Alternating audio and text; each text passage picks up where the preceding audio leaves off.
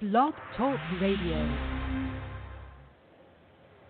Welcome, ladies and gentlemen. Welcome to the End Time Tribune. Riddle me this. Will you need your hind feet in heaven? And tell me if you can. Will you be given the wings of an eagle so you can fly to heaven? Let's get this started with a kick, shall we?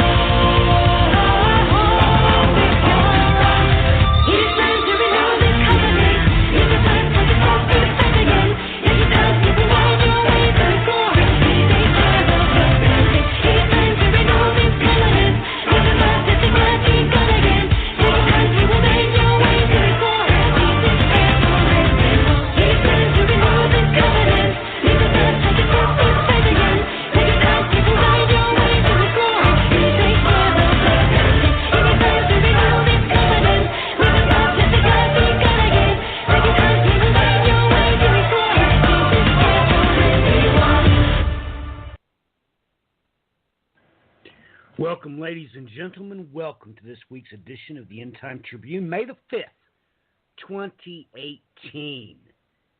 It is an honor and a pleasure to be with you. Let's get the guys in the saddle straight away. Clinton, how's your week progressed, and what's been catching your eye in the news?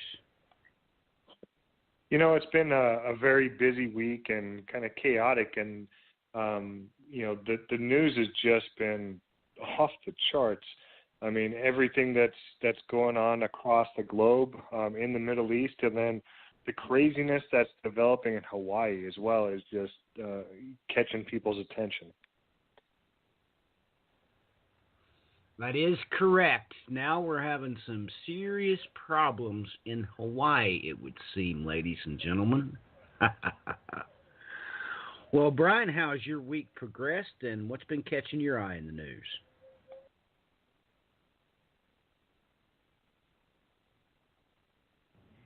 How has my week progressed? One of those interesting weeks. We discussed some of that stuff, I guess, on air last night on the podcast we did over on my channel to a degree. And what has been catching my eye in the news? Well, I've been sporadically really focusing in on certain key topics, and then, of course, watching other developments in the midst of this. And I'd have to add in, the situation in Hawaii. I just had found out about this earlier, and I couldn't even believe what I was seeing.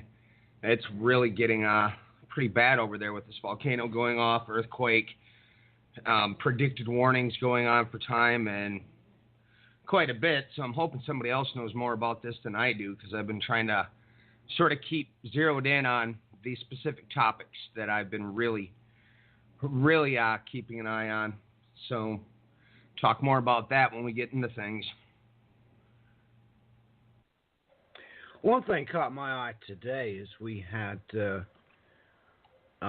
interesting developments here. Strangely enough, we had an earthquake associated with a coal mine collapse in Poland. But we also had 23 miners killed in Balkistan due to the same thing. Now, I found that extremely rare that we had 2 mines collapse in the same day.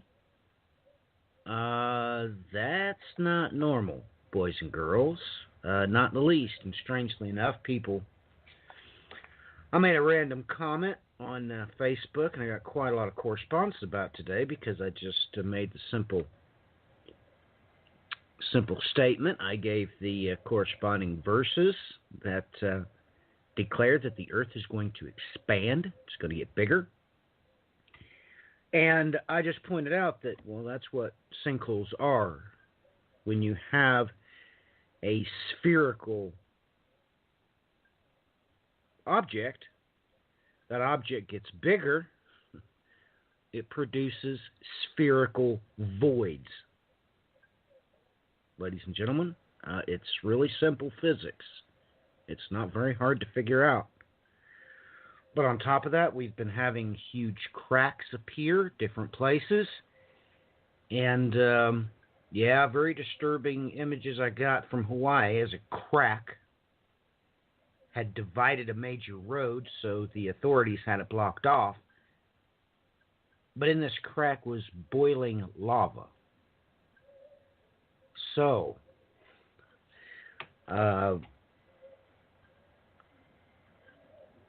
just understand, ladies and gentlemen, that means something. And God has given us a fantastic amount of data about what's actually going to happen.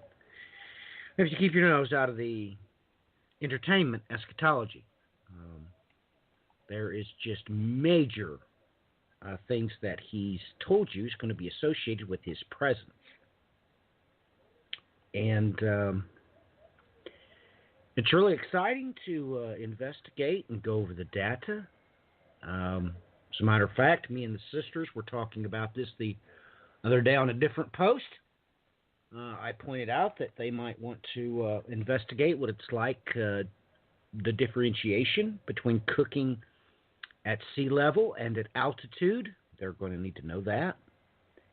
And that triggered some different things. One of the girls, of course, is associated with the medical industry, and I said yes.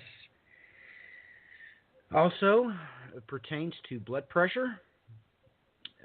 Most people don't think to look into these things, but if you got high blood pressure, ladies and gentlemen, what happens when you move to elevation or you move down to sea level, change your location? You have all kinds of things that you can study and prepare for to understand what's going to happen. And that actually keeps your head in the game. It will help you avoid entertainment eschatology. because those things are real. Because when God might make statements like He's going to increase your steps, well, that can only happen one way, ladies and gentlemen. The planet's got to get bigger. And that explains a whole lot of other statements that He's made. So investigating that type of thing will consume your time. It will prepare your mind, and more importantly, it will prepare you on how to discuss these things with people who are, in fact, lost in the entertainment eschatology industry. And we'll give them hard data. And everybody knows that it's hard data that will get the gears turning and not fantasies. So, with that in mind, Clinton, you have the floor.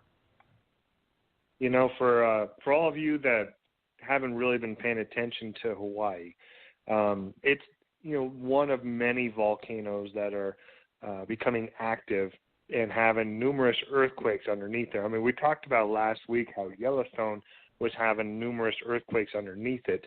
Well, Hawaii had about 250 minor earthquakes underneath the volcano, and then abruptly had a large 5.0 earthquake. And I think within a day, that's when the volcano started to erupt. There's massive reports, there's video, there's everything that you want to see. People are being evacuated right now because after the volcano started to erupt, the island then was hit by another 6.9 earthquake, and that was today. So this is getting very, very violent on that island. And, you know, anyone that knows about those islands, they're basically formed from volcanoes. And so who knows what the extent of this is, but what Matthew was explaining about the earth getting larger, that explains so much about, you know, the mountains and the islands and what Scripture says about what will happen to those.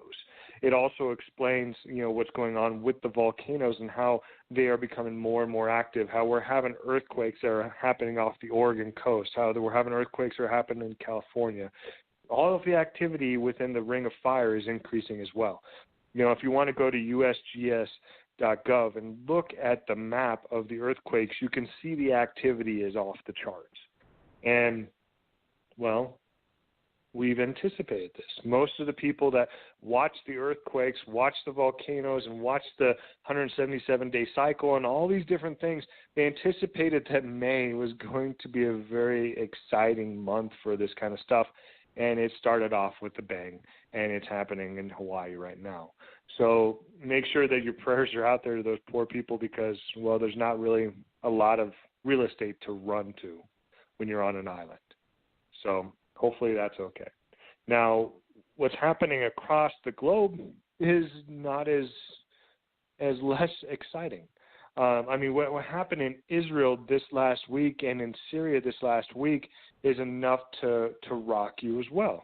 I mean, we've seen escalation in Syria. We've talked about how the United States is going to leave their troops there, and we're going to open them up to the highest bidder, and all of these things are happening in Syria. And then this week, they have a surprise attack from Israel.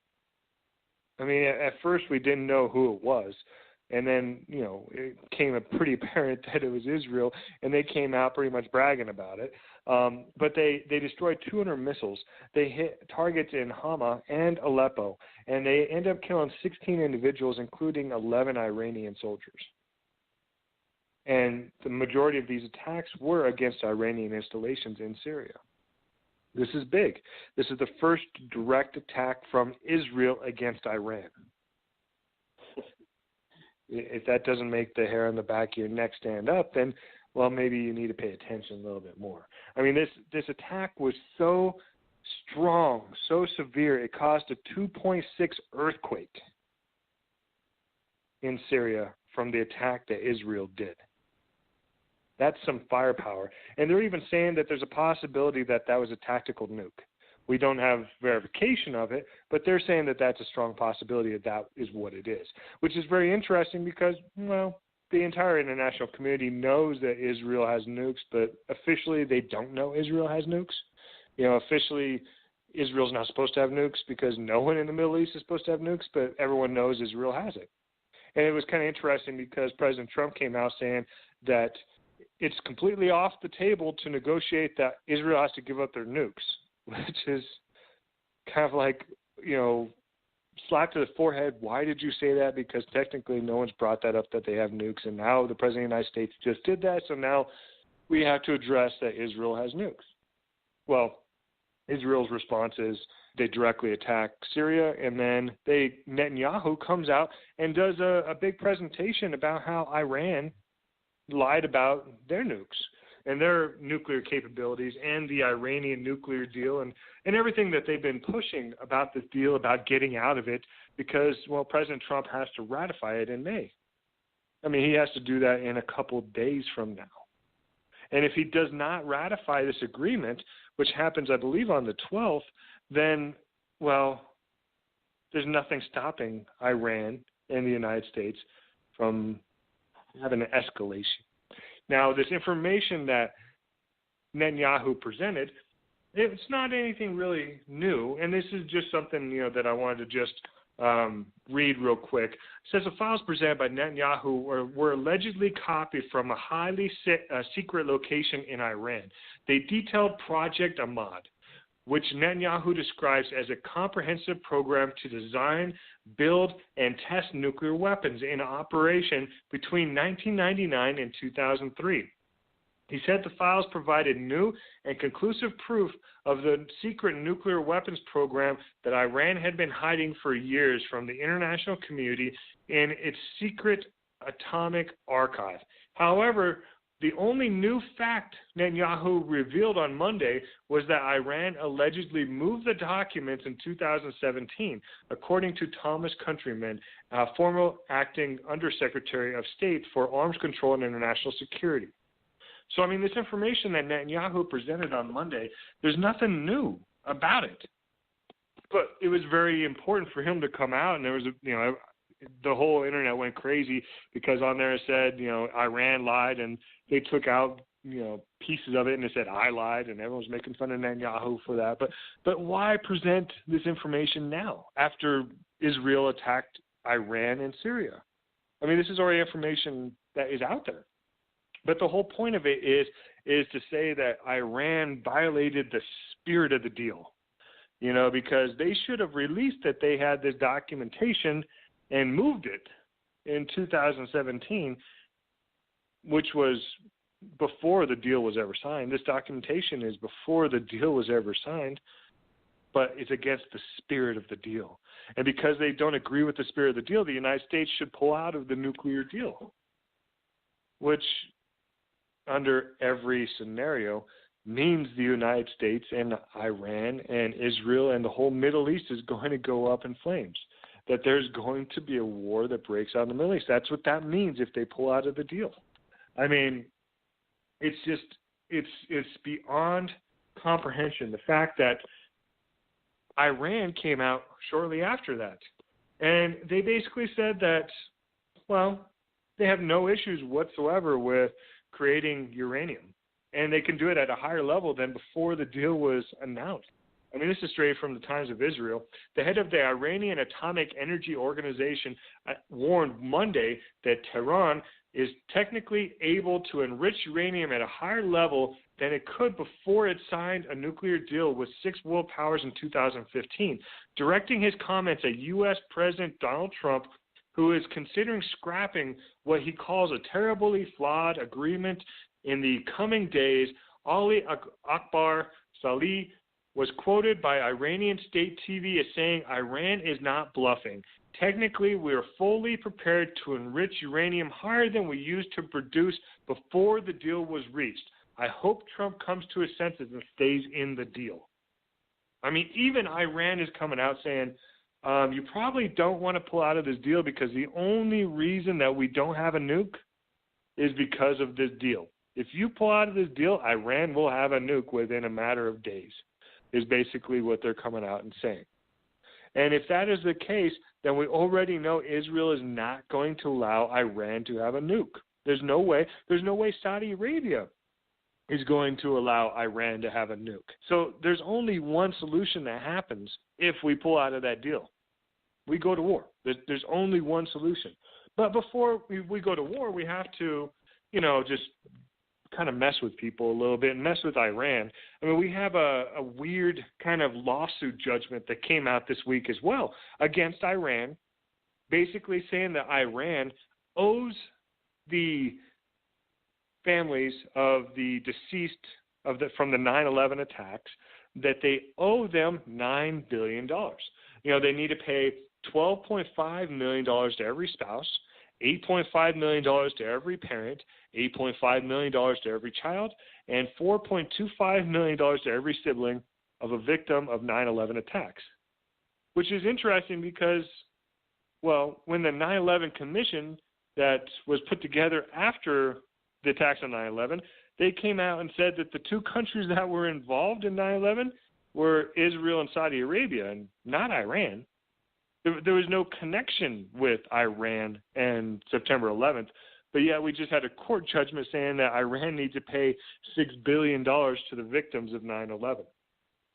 Okay, interesting that this was this week as well. It just seems like it's part of the propaganda. You have Israel that came out and puts out information that everyone knows that happened before the nuclear deal as justification as a breach of the contract. And then you have the United States court system make a ruling against the country of Iran saying that they owe judgment and owe money to the victims of 9/11 when they didn't do anything in the attack. You see the propaganda machine being created, and it's all to lead to war. It's all to lead to the final outcome, which is unfortunately talked about by Ezekiel. I mean, that's plain and simple. That's the best way to put it. This is talked about by Ezekiel. And when you look at how everything is developing, you can see that they are just beyond any understanding of not necessarily reality, but of care for any individuals or anything that's going on. I mean, you take in consideration what's happening in Gaza. I mean, Israel came out, and we've been talking about the protests that the Palestinians have been having against Israel. How they, every Friday and through the weekend, the Palestinians come up to the Gaza border and they protest. I mean, there's even reports that they're lighting flags on fire and then sending the flags over to the Israeli side and starting fires over there. And the troops are going to start shooting the people that are doing the flags because that's an attack. Well, the violence escalated to where yesterday the Palestinians were shot upon and gas was sprayed at them to the point that 1,100 Palestinians were injured yesterday. I mean, we've seen this escalation get larger and larger and larger. And every week I have talked about this escalation getting larger. And we know up until the 70th celebration of Israel, this is going to get worse and probably beyond. And, well, it's not the people in Gaza that are necessarily escalating. Yeah, they're setting their gas lines on fire and they're lighting kites on fire. But, I mean, it's still, it's kids' toys compared to tanks and tear gas and bullets. It's kids' toys. Well, you know, I mean, the international community is not necessarily happy with Israel and their stance and what they're doing to the Palestinians. And so, well, this is Israel's response. The protests by Palestinians on the Gaza border fall into the category of a state of war. And thus, human rights laws does not apply to the rules of engagement. The state said in its response to the High Court petition filed by human rights groups. According to the response, the Israeli forces' rules of engagement comply with both Israeli and international law. The state opposes the applying of human rights laws during an armed conflict, the state wrote, adding that the Red Cross had acknowledged that such law indeed did not have to be applied during such state of affairs. In their so-called March of Return, Gazans have protested each Friday at the Gaza border fence. In the demonstrations, the Israeli army has killed 45 protesters and wounded thousands. The army said it's trying to stop the fences from being breached. Israel's already taken the stance that this is war against the Palestinians. And they officially came out saying that they do not have to abide by international law on human rights in their response to the Palestinians. I mean, we talked about how they have made Gaza to the point that it will be uninhabitable by 2020. That is 2 years. It's a year and a half from now. That land will be uninhabitable because they have put such economic strains on those people. And now they are saying that they do not have to abide by international human rights laws, the Palestinians. And Israel is attacking Syria. Israel just attacked Iran. Israel is waging war against its neighbors as we speak. And, well, to kind of verify that that is their intention, that is their plan, their goal is to wage war, to start a prophetic war that 2 chapters of Scripture are dedicated to. Well, I'll just read this from the Times of Israel. In a surprise and potentially far-reaching victory for Benjamin Netanyahu, the Knesset on Monday evening gave the Prime Minister the authority to declare war or order a major military operation by consulting only the defense minister, and not via a full cabinet vote as the law had previously required. Basically, the Israeli Congress, the ruling group, just gave war authority to Benjamin Netanyahu to talk to one other person to wage war on whoever he wants to. So, yeah, we know exactly where this is headed because they have demonstrated exactly where it's headed. Israel has gone to the international community, gone to the UN, and showed the atrocities that Iran has done, shown what Syria has done, shown what the intentions of the Iranian regime were against Israel. Iran has never had any qualms with saying they plan on wiping Israel off the face of the earth. And they have used the Palestinians, and they have used Syria, and they have used Hezbollah and Hamas as their battering ram. They have. I mean, that's been their tactic. Everyone knows this. There's no secret to it. And Israel did try the diplomatic path to resolving this issue. And the United Nations backed the Islamic community that's doing this. Now, the United States has come out and said that they're going to back Israel, and that Israel's never had a friend like the United States. You know, well, and we've also tried recruiting help too. You know, I mean, we as the United States have become buddy-buddy with the Crown Prince of Saudi Arabia. We've talked about him and how he's making all these moves and gaining, you know, influence with the Israeli community and with the Israeli leaders. He even allowed the first commercial flight from India to go directly over Saudi Arabia into Israel. And he recently came out and said to Palestinians, if they don't agree with this peace treaty that Trump is going to release, that they just need to shut up. I mean, I think that's a direct quote, is they just need to shut up. And, you know, the group of reporters that were listening to this were kind of shocked that a world leader would say this to a group of people, but that is the official Saudi stance against the Palestinians. And, you know, the President of the United States has come out and said that the, you know, United States military is for hire, that we need to start collecting money from these wealthy countries that are using us as their military. So Saudi Arabia is, of course, that country. I mean, we all know this. But Saudi Arabia has also taken a different stance. You know, they've increased their military spending to where they are the number 3 largest military spending country in the world right now. There's only 2 countries ahead of Saudi Arabia. Of course, the United States. Everyone knows the United States spends so much money on the military. So yeah, we're number 1. You know, number 2 is China, not Russia, China. Number 3 is Saudi Arabia. Number 4 is Russia. And the gap is quite amazing because, I mean, as number 3, Saudi Arabia, they spend $69.2 billion per year. on their military, $69.2 billion. I mean, Russia, they spend $66.3 billion. I mean, that's still a lot of money, $66.3. And then you get to China. They spend $228 billion. I mean, that's only, 3-4 times Saudi Arabia. So that's a drastic increase. And then, of course, you get to the United States, and we spend $609 billion a year on our military. Oh, and by the way, there's going to be a debate next week where Congress is going to talk about raising it from $609 billion to $717 billion. So we're only going to add another $108 billion this year on military spending. That eclipses Saudi Arabia's, that almost doubles it. And that's just the addition that we're going to add this year. So, yeah, we're going to war, plain and simple.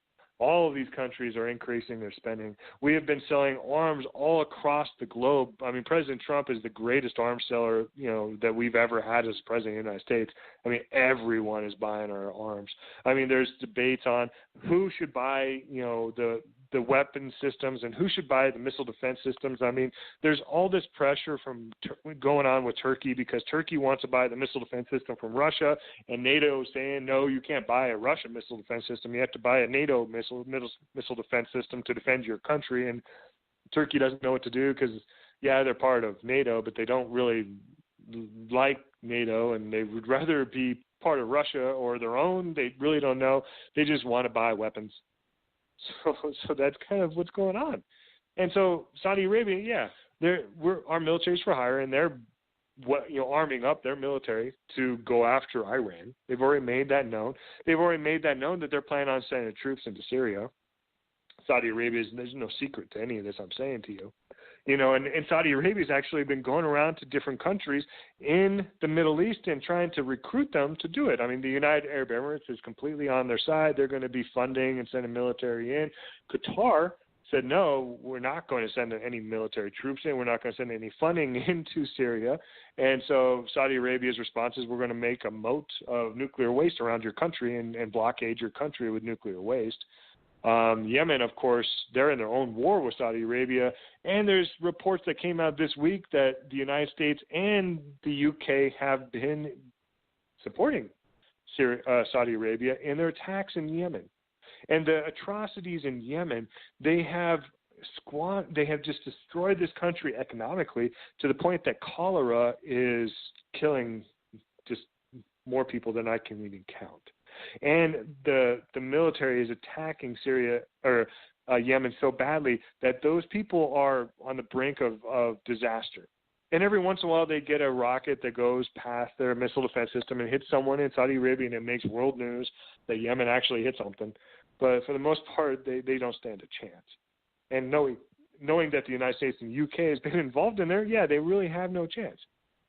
We have reports that Somalia, there's issues going on there. Ethiopia and Egypt are about ready to go at it. And then we also have Egypt that came out and said, yeah, we may send troops to Syria too. Is Egypt and Saudi Arabia have become buddy-buddy. Economically, Saudi Arabia has been helping them for quite a while. And in exchange, Egypt has given them 2 islands that, just happened this last year. So, yeah, Egypt's already in bed with them and plans on sending troops to Syria like the rest of the world. So everything is building. Everything is growing to show this war in Syria that is already going on. Oh, and just a little side note, everyone knows how wealthy Saudi Arabia is and how they went and took all this money from the princes and all this kind of stuff. Well, Saudi Arabia has the number 2 performing stock exchange in the world. I don't think you guys realize that, but they're number 2. I mean, number 1 is Egypt, not the United States. It's Egypt. And so number 2 is Saudi Arabia, and with oil prices going through the roof, which we're going to war in the Middle East, oil prices are going to go through the roof.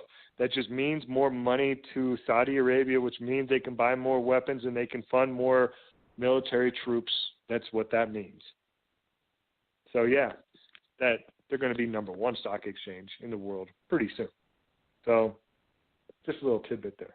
But then we can take to, a place that's not doing necessarily as well economically, and that's Venezuela. I mean, we talk about Venezuela, seems like on a weekly basis at this point. I mean, they're suffering from hyperinflation. People are leaving the country in droves and heading to the United States or Brazil or Cambodia or Colombia or wherever they can go to get out of Venezuela. And it just so happens that, their election happens on May 20th. All these elections popping up at this time. It's just kind of eerie. But May 20th is when Venezuela has their election. And, their president, Maduro, is not too happy. He's making this big rant, and I'll just kind of read this. This is from the Miami Herald. Venezuelan President Nicolas Maduro is warning that he'll take up arms and lead a revolution if a government comes into power that wants to hand the country's riches to imperialist forces. In a campaign speech Wednesday, Maduro, who is hoping to win a new 6-year term in the highly questioned May 20th election, accused his nearest opposition rival, Henry Falcon, of wanting to sell the country out to the gringos. If someday a government was in power that intended to hand over our riches, I would be the first to raise the alarm, grab a gun, and start an armed revolution with the people, if necessary, he told a crowd of supporters in Vargas. I would be the first one to do it and call the people to arms. So if he doesn't win the election on May 20th, basically he's going to recruit the military and everyone that supports him, which, yes, the military do back Maduro, to do a coup or to take over the country or to start a war or whatever you want to name it. That is the plan on May 20th in Venezuela. Yeah, I mean, we've seen, how Venezuela here recently has gone through and arrested individuals with oil companies, and the executives of Chevron and have been leaving the country because they're afraid of being arrested. I mean, this is just, you can see how he's already taking control of these corporations and putting them under government power. We talked about how he's come in line and created the cryptocurrency, the Petro, that is backed by oil in Venezuela. And considering that Venezuela has the largest oil reserve in the world, you have to pay attention to it. And he's also planning on making a cryptocurrency that's going to be backed by gold. And he's really pushing this cryptocurrency. I mean, it's got the United States so afraid of this cryptocurrency that President Trump's made an executive order making it illegal for any American to own this petrocurrency. Just flat out illegal, unless you're a part of the secret group that got to buy it before it went for sale. I mean, those people, it's okay for them to have it, but no one really knows who they are except for that they're special. But the average American, you can't own that. It's illegal for you to have it. And so, the country of Venezuela continues to make these moves against corporations. And there was one that just recently happened against the Bank of Banesco.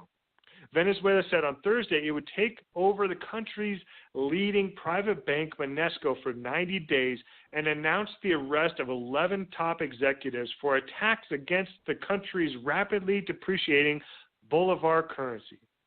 The detention comes on the heels of last month's shock arrest of 2 Venezuelan executives working in the country for U.S. oil major Chevron Corporation. Oil-rich Venezuela is suffering hyperinflation and a steady collapse of the Bolivarian currency, which Nicolas Maduro has attributed to an economic war. I mean, I would have to kind of agree that, yeah, he is facing an economic war. I mean, we know that he had major bills that he needed to pay, and like every corporation out there, you take out loans to pay your bills. It's not like you pay your bills with the money coming in because you've already spent that by the time you get that money, so you take out a loan that then pay it. So he went to go take out a loan, and the United States made it to where no bank could lend to Venezuela. So in essence was going to cause the country of Venezuela to default, which they did. And, well, there was one country that came to their rescue and said, hey, I mean, all you have to do is give us, 50% ownership of your largest oil company, and we'll give you this money to pay off your bills. that country was Russia. So Russia was able to gain ownership of 50% of Venezuelans' largest oil company by basically helping them pay the debt they owe the United States. And so then after that, they created the cryptocurrency. And, of course, the United States doesn't like that because you can't sanction a cryptocurrency. If you try to put any kind of sanctions on a country that doesn't use the U.S. dollar, it doesn't do anything because your sanctions are only good if they use the U.S. dollar. So, of course, Venezuela is trying to get away from that. And they're even enticing other countries. They're trying to sweeten the deal. They're trying to make things better for other countries to make them use this cryptocurrency. And the most recent is their negotiations with India, because they came out and they said, hey, India, if you don't know, we have the largest oil reserve in the world, and Venezuelan oil is the best in the world. And, it's typically what they use in the jets, and it's what you need. And if you use our cryptocurrency to buy our oil, we'll give you a 30% discount.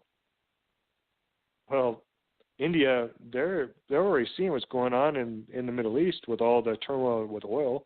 They know that it's going to get crazy there.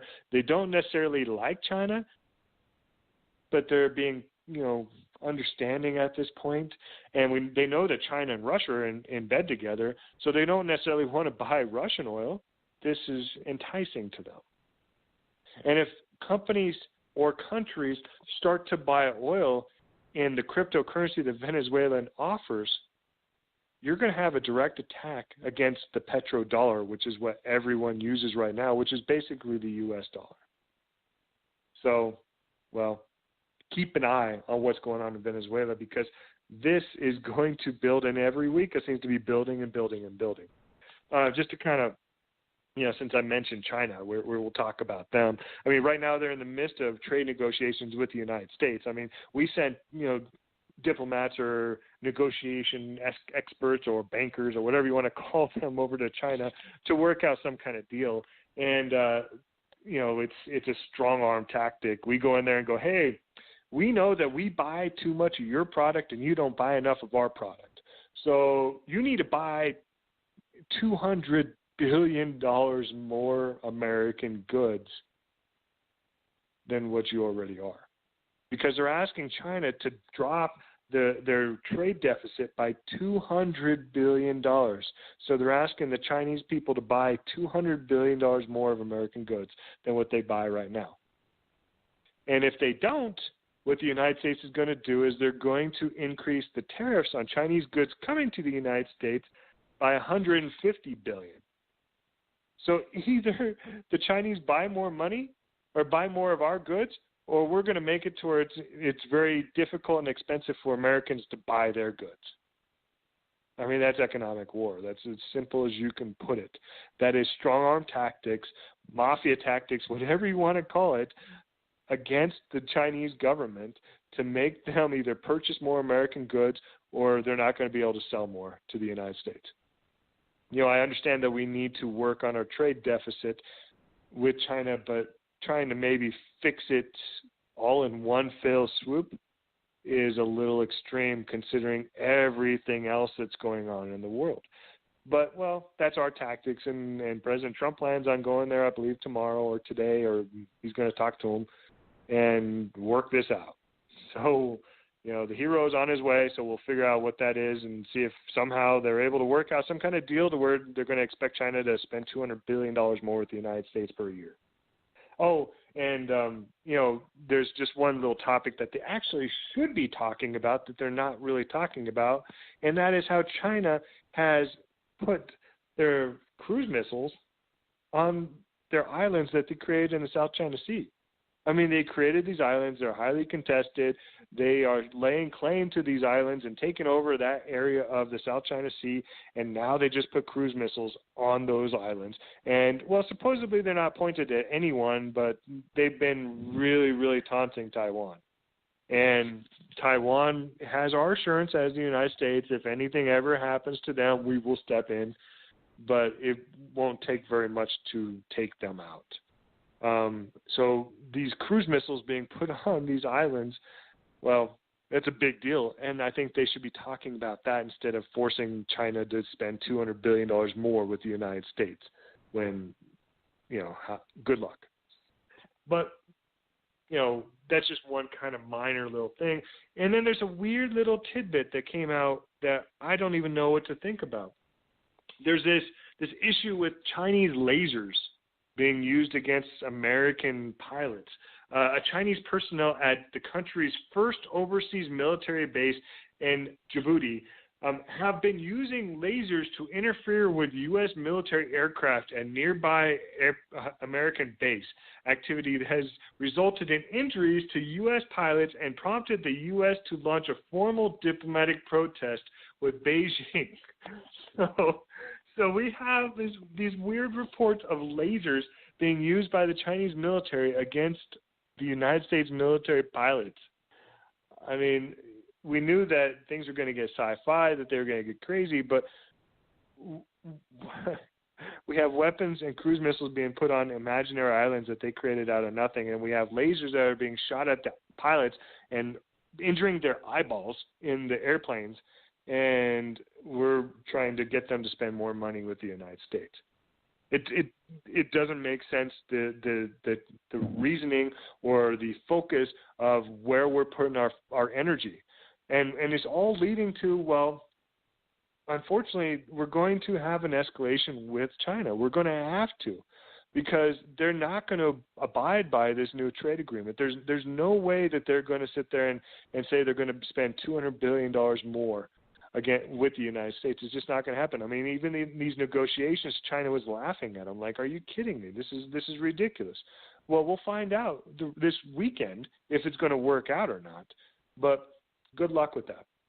And then before I hand it back over to Matthew, there was one little tidbit, one weird thing that I don't really even know what to think. And we've talked about Facebook and Cambridge Analytica and how all this information and this data and this voter data was sold to Cambridge Analytica, and how they used the voters' information to manipulate the election. I mean, this is the narrative that we have been told, and Facebook has been brought in front of Congress to talk about this.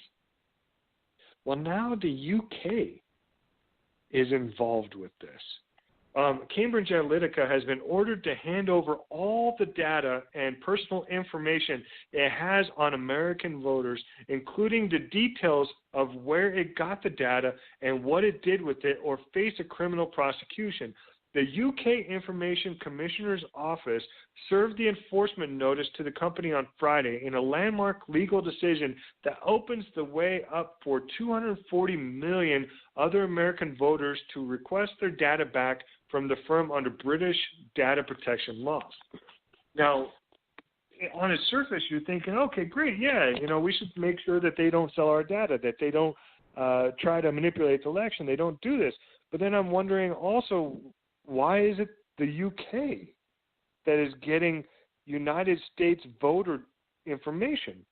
I mean, we are giving a foreign government, even if they're an ally or a friend or whatever it is, we're giving a foreign government personal information of U.S. citizens on their voter information and how they were manipulated by this company.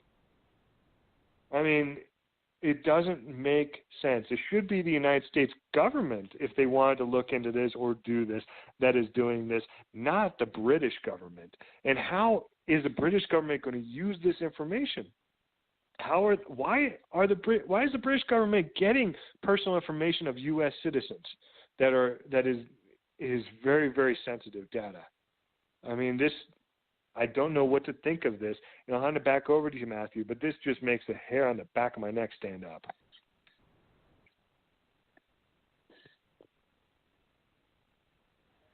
Well, it should, because everybody knows everything about us. That's what it's come down to. Ladies and gentlemen, if it's electronic, it's known. I mean, and if you don't think they don't know your views on everything, and should they choose to make those views illegal, they're not going to come right to your house. I don't know what to tell you. Can I interject something here quickly about what he just brought up? Certainly. Well, let me just point out that was the original espionage NSA setup with the way they used to do things quite far back at the founding of the FBI, the original CIA, they were basically offloading any intelligence that was being done on American citizens to Britain, and then Britain was doing the exact opposite, where, you know, they were offloading all of their data that was being collected on British citizens so that they had a construct for plausible deniability. So that gives a little history so people can understand why all of a sudden, you know, as Clinton caught that coming up in the news. I'm glad he pointed that out. That's an important little piece that people understand why they're doing what they're doing in this way. And it seems to me that they're just up to their old tricks again. Well, that's right. Brian, you know, so many ways to get around the law when you operate illegally, ladies and gentlemen.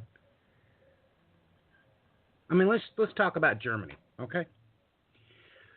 Let's just talk about Germany. Let's say that they have a law just exactly like ours, which they do. And let's just say the French approaches them and say, hey, man, we've got 600 terabytes of data on every person living in your country. How much you give us for it? Of course they pay for it in black budget. Of course they do. Or they just go the normal route, which they usually do, and, well, just say it's paid out for services rendered, and their politicians reveal it to the public as stuff like, you know, maintenance, the plumbers, we had cracks in the sidewalk. It's a kleptocracy, ladies and gentlemen, and it has been for decades, literally decades. So most people just need to wake up. They need to come to the realization that they don't have a government, and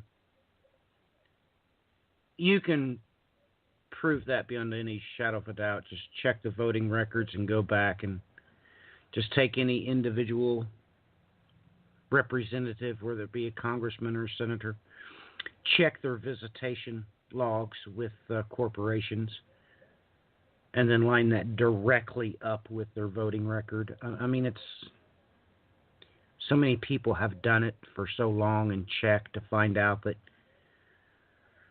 Republicans are not Republicans and Democrats are not Democrats. They're all just paid for stooges by corporations.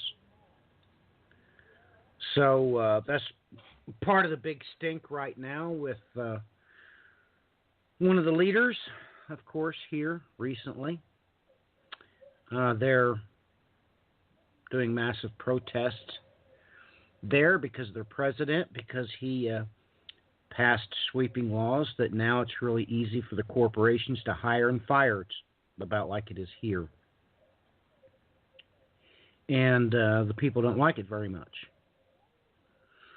Well, this is all going to bear fruit. It's all going to bear fruit, ladies and gentlemen. And you probably need to know that ahead of time, that this is coming. I mean, let's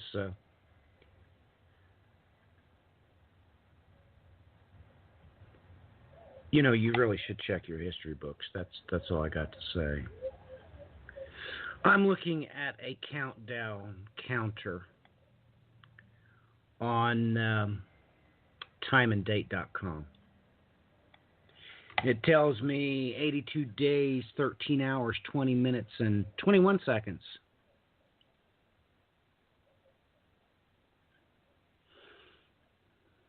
If you don't know what I'm talking about,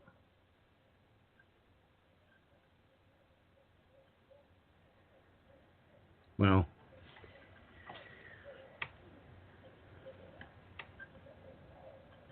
you need to write that number down and maybe at least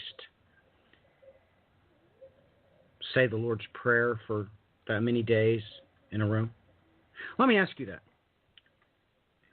had a good conversation earlier this week with an American, actually. Kind of surprising. Of course, they were quite frustrated that their prayers were never answered. So we got into a diatribe about the Lord's Prayer, how the Lord taught us to pray. It took him upwards of 30 minutes to figure out that the entirety of the Lord's Prayer was plural.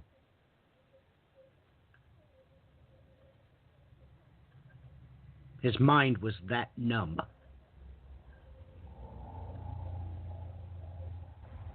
He didn't understand the parameters until after about 40 minutes.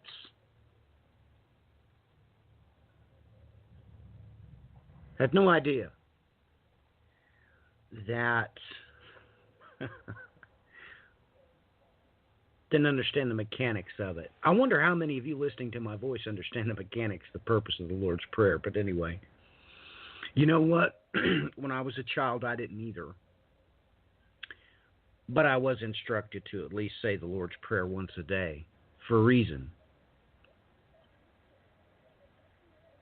It wasn't for my sake.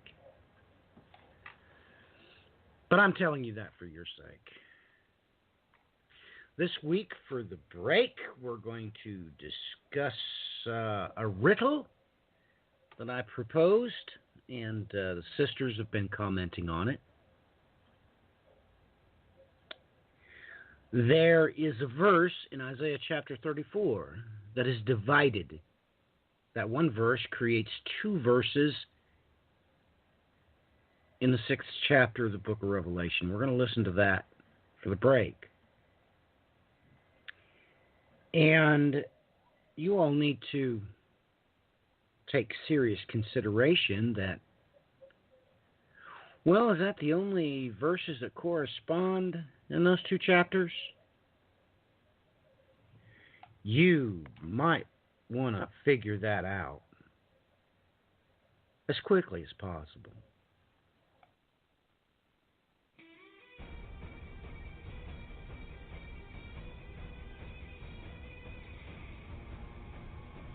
Isaiah 34. Come near, ye nations, to hear, and hearken, ye people. Let the earth hear, and all that is therein, the world, and all things that come forth of it. For the indignation of the Lord is upon all nations, and his fury upon all their armies. He hath utterly destroyed them, he hath delivered them to the slaughter. Their slain also shall be cast out, and their stink shall come up out of their carcasses, and the mountains shall be melted with their blood. And all the host of heaven shall be dissolved, and the heavens shall be rolled together as a scroll, and all their host shall fall down, as the leaf falleth off from the vine, and as a falling fig from the fig tree. For my sword shall be bathed in heaven. Behold, it shall come down upon Idumea, and upon the people of my curse to judgment. The sword of the Lord is filled with blood. It is made fat with fatness, and with the blood of lambs and goats, with the fat of the kidneys of rams. For the Lord hath a sacrifice in Bozrah, and a great slaughter in the land of Idumea. And the unicorns shall come down with them, and the bullocks with the bulls, and their land shall be soaked with blood, and their dust made fat with fatness. For it is the day of the Lord's vengeance, and the year of recompenses, for the controversy of Zion. And the streams thereof shall be turned into pitch, and the dust thereof into brimstone, and the land thereof shall become burning pitch. It shall not be quenched night nor day, the smoke thereof shall go up forever. From generation to generation it shall lie waste. None shall pass through it forever and ever. But the cormorant and the bittern shall possess it.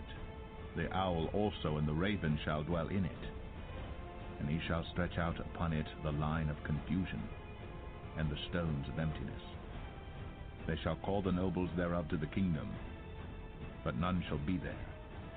And all her princes shall be nothing. And thorns shall come up in her palaces, nettles and brambles in the fortresses thereof. and it shall be an habitation of dragons, and a court for owls. The wild beasts of the desert shall also meet with the wild beasts of the island, and the satyr shall cry to his fellow. The screech owl also shall rest there, and find for herself a place of rest. There shall the great owl make her nest, and lay, and hatch, and gather under her shadow. There shall the vultures also be gathered, every one with her mate. Seek ye out of the book of the Lord, and read. No one of these shall fail. None shall want her mate. For my mouth it hath commanded, and his spirit it hath gathered them. And he hath cast the lot for them, and his hand hath divided it unto them by line. They shall possess it forever. From generation to generation shall they dwell therein. Revelation 6. And I saw when the Lamb opened one of the seals, and I heard, as it were, the noise of thunder, one of the four beasts saying, Come and see. And I saw, and behold, a white horse, and he that sat on him had a bow, and a crown was given unto him. And he went forth conquering, and to conquer. And when he had opened the second seal, I heard the second beast say, Come and see. And there went out another horse that was red, and power was given to him that sat thereon to take peace from the earth, and that they should kill one another. And there was given unto him a great sword. And when he had opened the third seal, I heard the third beast say, Come and see. And I beheld, and lo, a black horse, and he that sat on him had a pair of balances in his hand. And I heard a voice in the midst of the four beasts say, A measure of wheat for a penny, and 3 measures of barley for a penny, and see thou hurt not the oil and the wine. And when he had opened the fourth seal, I heard the voice of the fourth beast say, Come and see. And I looked, and behold, a pale horse, and his name that sat on him was Death. And hell followed with him. And power was given unto them over the fourth part of the earth, to kill with sword, and with hunger, and with death, and with the beast of the earth. And when he had opened the fifth seal, I saw under the altar the souls of them that were slain for the word of God, and for the testimony which they held. And they cried with a loud voice, saying, How long, O Lord, holy and true, dost thou not judge and avenge our blood on them that dwell on the earth? And white robes were given unto every one of them. And it was said unto them that they should rest yet for a little season, until their fellow servants also and their brethren, that should be killed as they were, should be fulfilled. And I beheld when he had opened the sixth seal, and lo, there was a great earthquake, and the sun became black as sackcloth of hair, and the moon became as blood, and the stars of heaven fell unto the earth, even as a fig tree casteth her untimely figs when she is shaken of a mighty wind. And the heaven departed as a scroll when it was rolled together, and every mountain and island were moved out of their places, and the kings of the earth, and the great men, and the rich men, and the chief captains, and the mighty men, and every bondman, and every free man hid themselves in the dens and in the rocks of the mountains, and said to the mountains and rocks, Fall on us, and hide us from the face of him that sitteth on the throne, and from the wrath of the Lamb. For the great day of his wrath is come, and who shall be able to stand?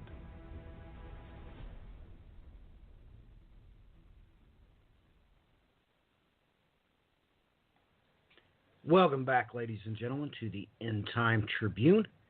It is time for Brian's diatribe. I hope you consider those 2 chapters. Isaiah 34 has a wealth of information. Let me ask you this. How many different things was Isaiah chapter 34 talking about, and how many different things was Revelation chapter 6 talking about? You might want to make an itemized list of those 2 chapters with a numbering system for the events.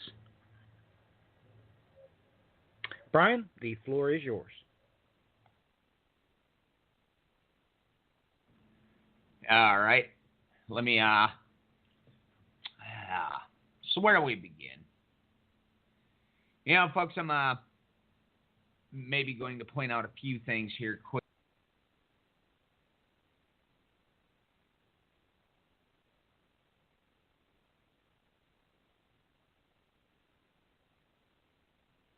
Brian, I think we lost you. Clinton, was you able to hear? Oh, there he is again. Brian, is that you again? You got me? Yeah, you cut out there for a second. Sorry for the interruption. That would be synonymous, I guess, with what I was going into anyways.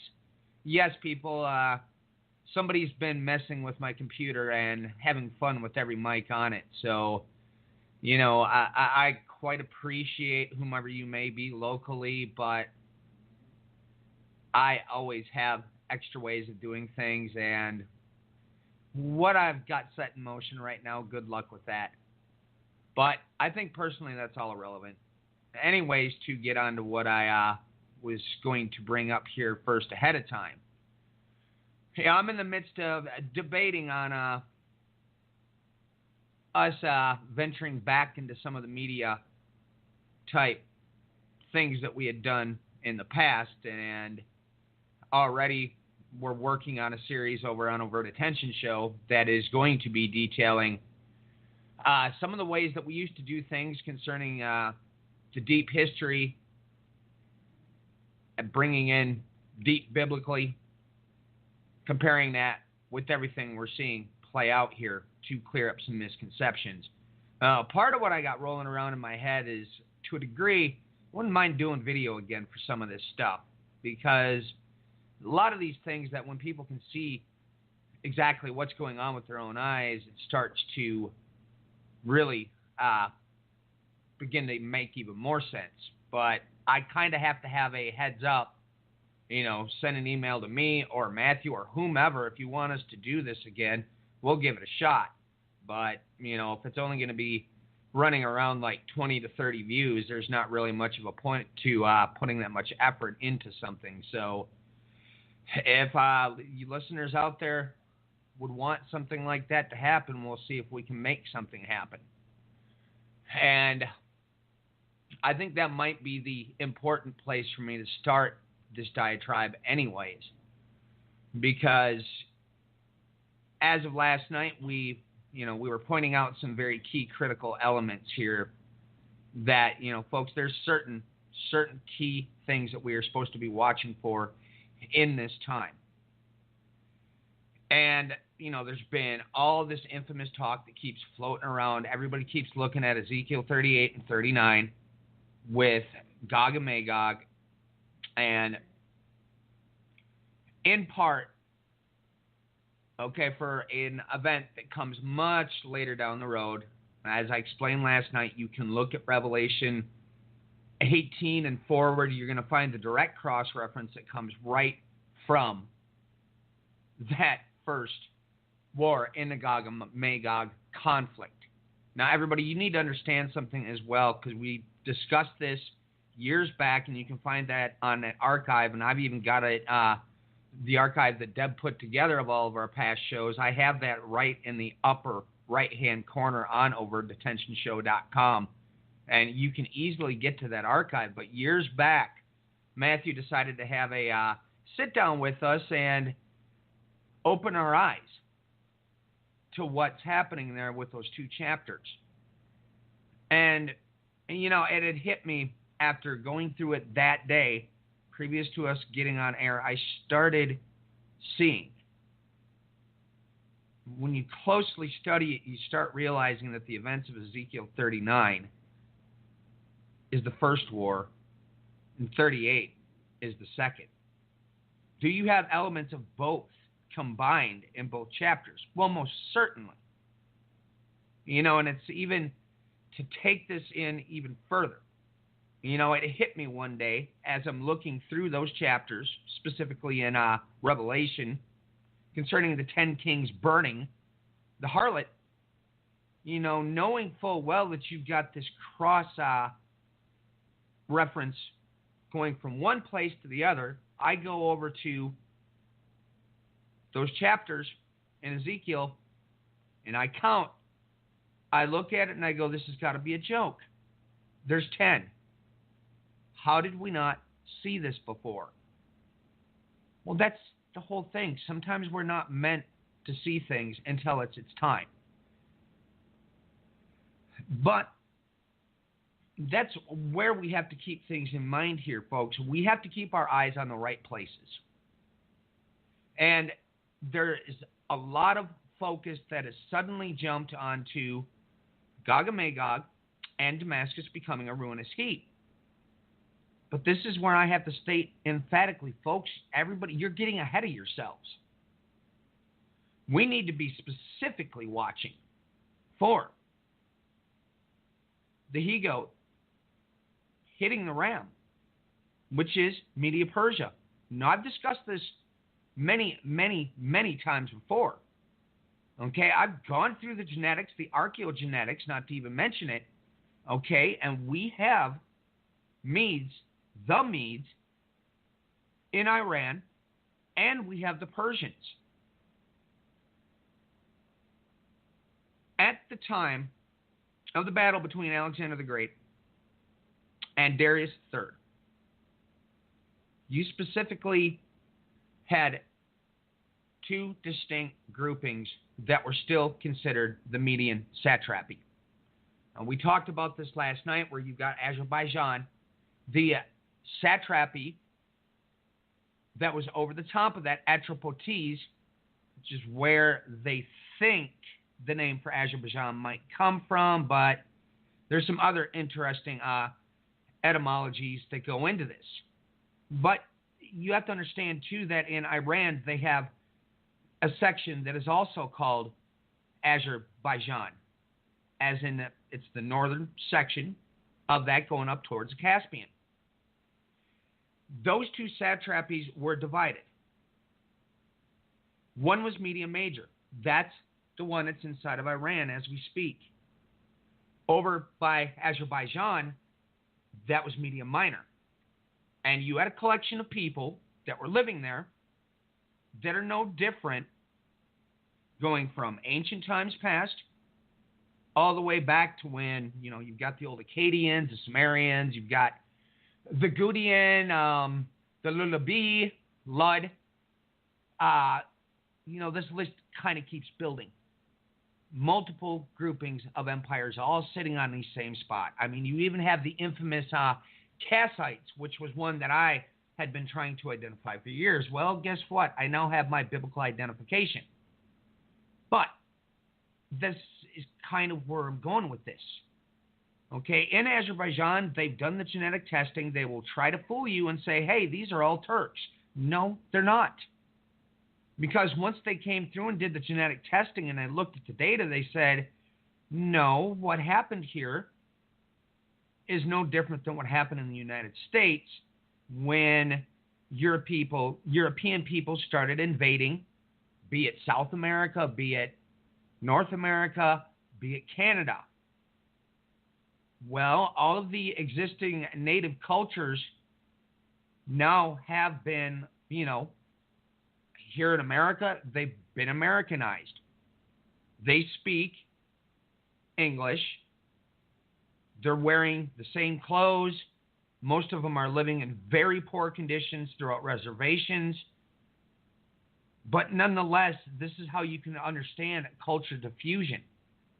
If we flip it even more so, they found out, for instance, in Lebanon, they have done the genetic testing compared with the archaeogenetics from skeletal remains that they have found, and have realized that, hey, guess what? Who's living in Lebanon now? It's the exact same people. But it's not the same in some of these other regions. That's a topic for a much bigger discussion. But I mean, people, you've got to start focusing your attention to the proper places, because this is one of the biggest things I keep seeing happening over and over again is people are getting ahead of themselves. And when we get ahead of ourselves, yes, these are developments heading towards for instance, Ezekiel 38 and 39, because, well, both Togarmah and Persia are mentioned. 10 kings to burn her, though, because when you start understanding who these people are and you watch the events that are happening with this current administration specifically, all of a sudden prophecy is coming to life and jumping right off the pages. And that's what we're watching take place in front of us. You know, and this is where I'm going to kind of whip it back around to the events that happened earlier in the week. Some of this stuff you got to go backwards to as well.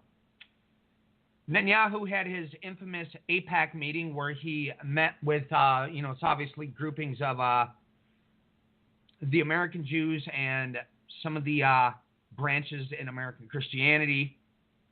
And once again, he did this years back when he pulled his infamous stunt that he did this week, where he makes that little comment that, well, Persia did try to destroy us once before and didn't succeed. And folks, I already caught this quite some time back, and I've got an entire piece written about this. Because, folks, I hate to be the bearer of bad news, but Haman wasn't a Persian. He was entitled an Agagite, which Agag was who? He was the king of the Amalekites. So guess what? Haman was an Amalekite. Now, I've discussed this with David Roll, even asking him this question, and he confirmed it to me because I was already seeing things from the work I was doing trying to trace where Amalek went. Not to even mention that's when I had stumbled onto David Roll's work with the Lords of Avarice, and I find the book and I go, this can't be real. Because all this stuff I've been trying to prove here for years, this person I've never heard of before is laying it all out with all the details. So, of course, I contacted David immediately after I got home. But I talked to him about this. Well, where did Amalek end up? Well, if you start looking through the history of Boeotia Thebes, a part of what you would have considered Greece during ancient times, you begin to notice parallels that are described in the Bible early on that are exact matches with Amalek. Like, for instance, the upside-down crescent moon pendants and all kinds of other odd things. So I go through his book, Lords of Avarice, and it kind of leaves a little bit open where Amalek went. And at the same time, you get that indication. So that's why I asked David, where'd they end up? Is it Boeotia Thebes? Am I in the right ballpark here? And he said, yeah. But then as we look further towards Macedonian history, you see, we begin to realize something. When you start going through Macedonian history, you find out that, hey, guess what? Some of those people from Boeotia Thebes started coming into Macedonia. You have circumstances where they get connected with the royalty. And then all of a sudden, something begins to stand out from the book of Daniel that becomes very confusing at first glance. Daniel's standing there. Do you know why I'm here? Gabriel explains to him, I just had to stand against the prince of Persia, and the prince of your people, Michael, came in to help me to deliver this message. But let me tell you as well, the prince of Yavan is about to come. Well, who's the prince of Yavan? That's Ionia, which is Macedonia. Now, Macedonia is not Greek, or Greece, more properly said, because in Table of Nations in the Bible, when you go through, say, for instance, Genesis 10, or you line it back up with First Chronicles, multiple front chapters there where you get other interesting details, sometimes different spellings that help you cue in on some other pieces to kind of figure out who's who. Well, it's kind of important I'm stating this because right now Greece is fighting with the former Yugoslavia Republic of Macedonia over a name dispute, saying we're the Macedonians, even though all ancient historical texts pointed out to you that the Macedonians weren't the Greeks. It's sort of a, how do you put that? Interesting. Because who are the Greeks according to their own statements? The Hellenes. And biblically speaking, Hellas. It's always been that way. But as we rolled it forward, and as Netanyahu's throwing out this infamous statement again, okay, folks, it was never Persia that was the instigator of what happened at the time of Esther. It was Haman, who was an Amalekite, which they lived in Boeotia, Thebes, and then lo and behold, they rolled up into Macedonia as well. And by that time, as this is why Daniel was being warned, you do understand that the prince of Macedonia is about to come. That doesn't make sense in the timeline when you pay attention to when it was. But it makes complete sense when you've done your historical work and lo and behold, you find out who was sitting there. Amalek have people up in Macedonia. Lo and behold, that prince of Javan, all of a sudden starts sweeping in that early. And, folks, when you have the leader of a nation, specifically when you have the leader of Israel, standing up, trying to justify their actions, they're trying to, how do you put this? Well, they don't want to instigate, of course. But when you have a false statement like this coming out of the leader of Israel, where he uses the Bible as justification, folks, we have some serious problems here. I could sit down somebody that has just learned to read and have them read it, and they could understand this. But that kind of flips things around to the beginning of the week. Now, being in the midst of already doing a bunch of historical work right now, I get up, I believe it was Sunday or Monday. I think it was Monday. I had found out 5 hours previous that Syria was struck. Now, you go in and you watch the video, and it was very, very, very apparent what was going on because I had my wife and a roommate both listen at the same time as the missile came in and hit. But if you look at the actual video itself, you also notice that things are already lit up in other places around it.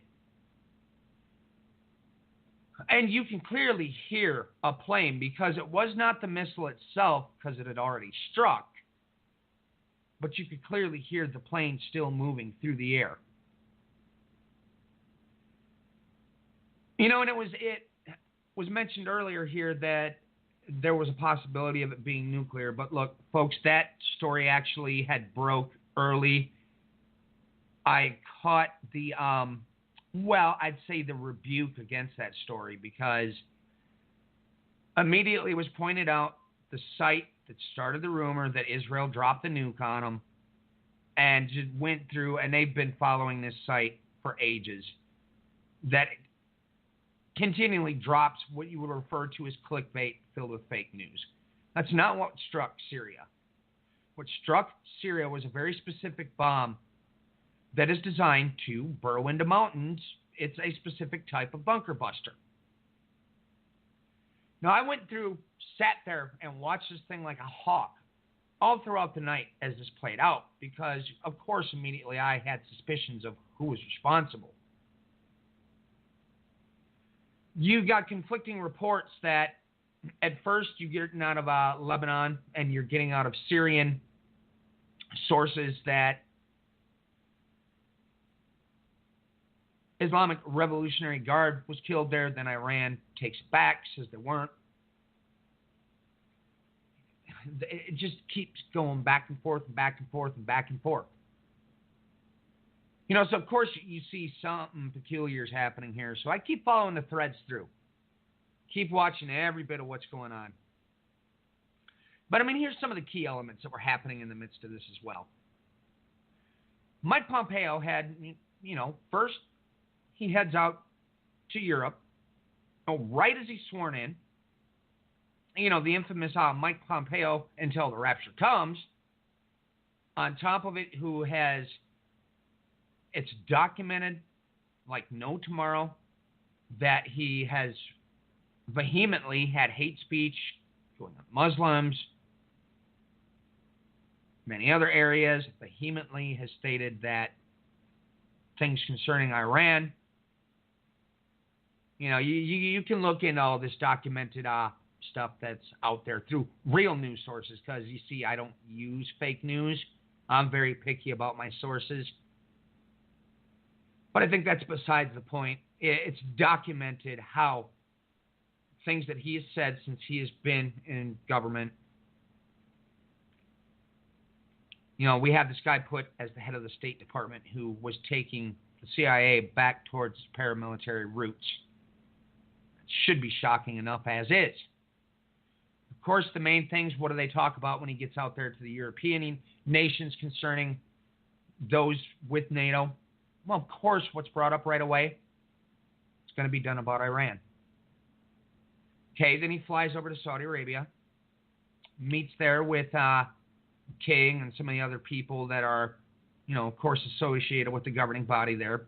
I'm sure good old the Prince was involved in it too, because he keeps coming up, as he always does in the news, Mr. Mohammed bin Salman. But that's kind of that. Then Pompeo goes over to Israel.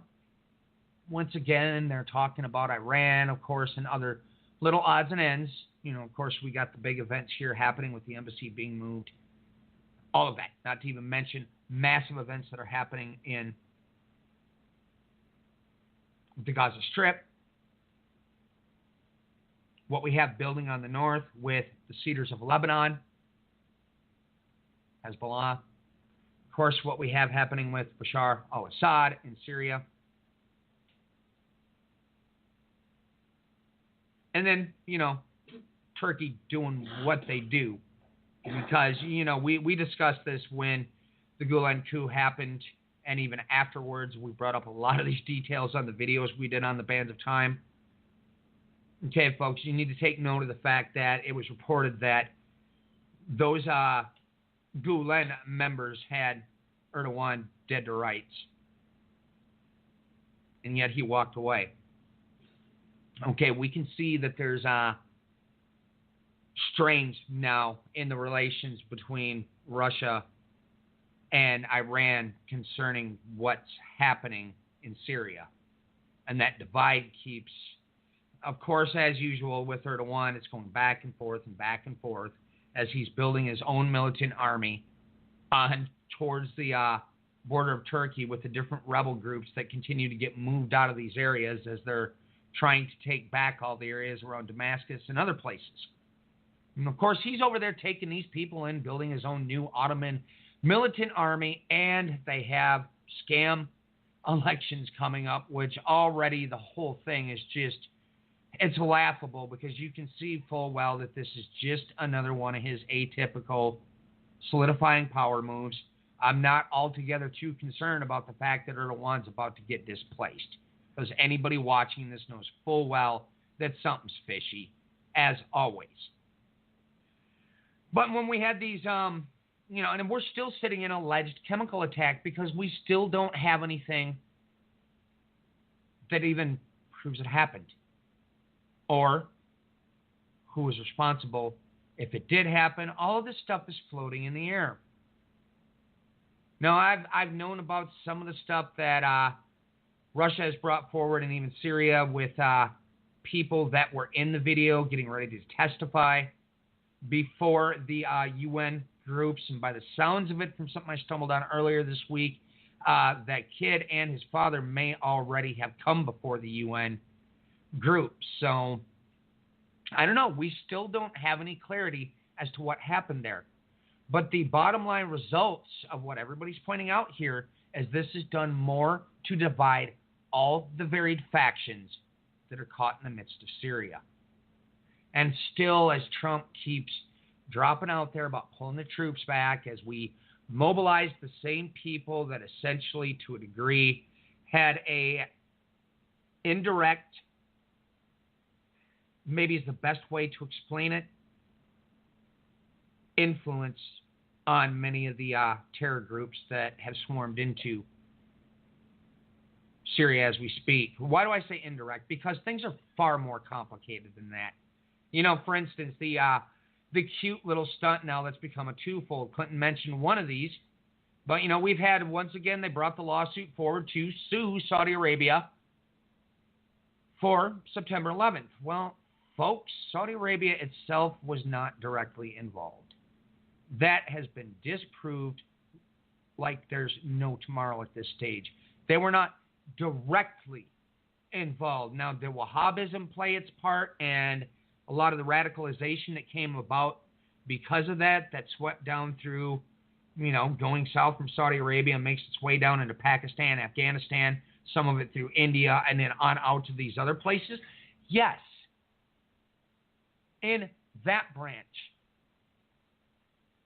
some of these people were radicalized through those means. So indirectly, in the long run, over the years, yeah, they had an effect. But also indirectly, when the United States started getting involved in the Middle East, when we had the Lebanon War, then we moved forward to when Saddam Hussein hit Kuwait. Okay, American troops start occupying the soil there in Saudi Arabia, bases, Kuwait, the whole thing. You know, and Osama bin Laden is sitting there looking at this because he talked to the king at that time and said, we don't need the Americans here. We just, over not too far back here, we were part of the groups that dealt with the Russian invasion of Afghanistan. That was, as I pointed out before, part of Brzezinski's grand chessboard strategy, as America intentionally started dropping little hints and got Russia to come flying into Afghanistan. As he's sitting there telling the Saudi king, hey, let us take care of this. We just got done with this big war in Russia. As he was working with the Mujahideen, let us take care of our problems on our own ground. But of course, it didn't happen. He's upset because you have these Americans on their soil.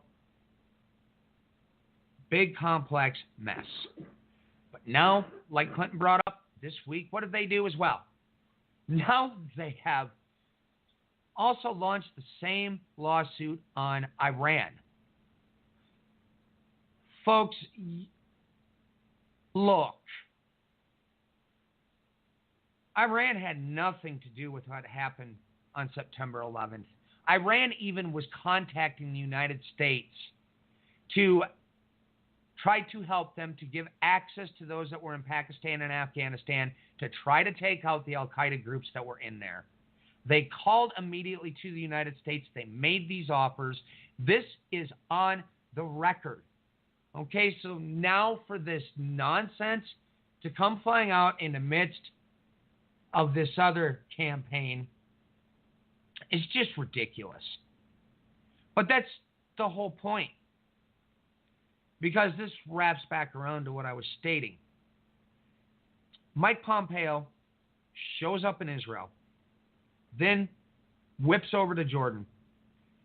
Not even a few hours into Jordan, all of a sudden Israel, as at least has been stated through, I don't know if they mean leaks in the United States, security officials, or if they are claiming it's leaks from Israel, because they weren't really clear. That stated, and again, this is where the leak came through, was NBC News, that stated that Israel was behind the bunker buster attack that was launched there in Syria. But as you can see on the ground, Well, like I stated, you can even see it in the background and was even being reported throughout that night. Multiple bases were being hit. There was also a ground war that was being heavily waged at the same time as well, coming towards all of these areas, which they have associated with Iranian and, of course, other elements. And all of this kind of happened because of a transport plane that came out of Tehran and had flown up into Syria and landed right in that same direction. It's rather interesting, as there was a time where, it was basically any kind of intelligence like this was only available through the intelligence networks. But now they've got ways that, and it really was something I looked at because I was like, this would be cool. But there's little like USB hardware configurations that are set up for computers now where these people can track all of this air traffic, including military air traffic and everything.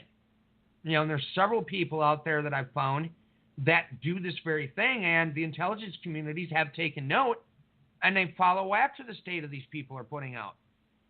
So we've got a whole different world that we're sitting in where we can actually watch what's happening with our own eyes as these people collect some of these important pieces of data and make it available to everybody.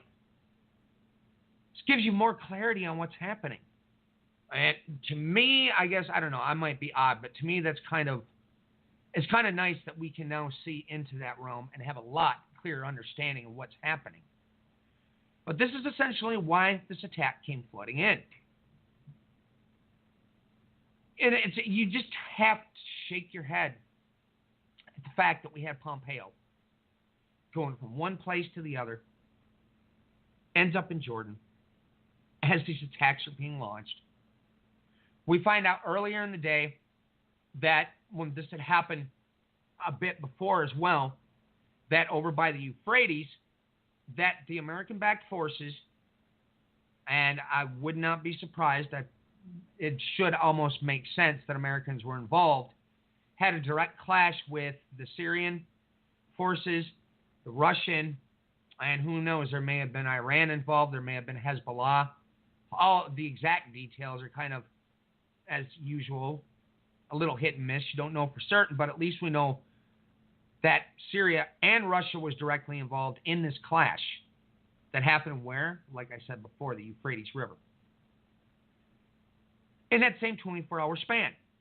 So then you drop that piece of the puzzle into it. You look at this fact that Pompeo was there. Netanyahu that day is supposed to have massive meetings with the Knesset because, well, of course, in the midst of the week, let's see here, they dropped the ability for the Knesset to have any say. For instance, if a couple people like Netanyahu and some of his other top advisors state we're going to war, well, guess what? They can no longer rule on that now. But on top of it, they also nationalized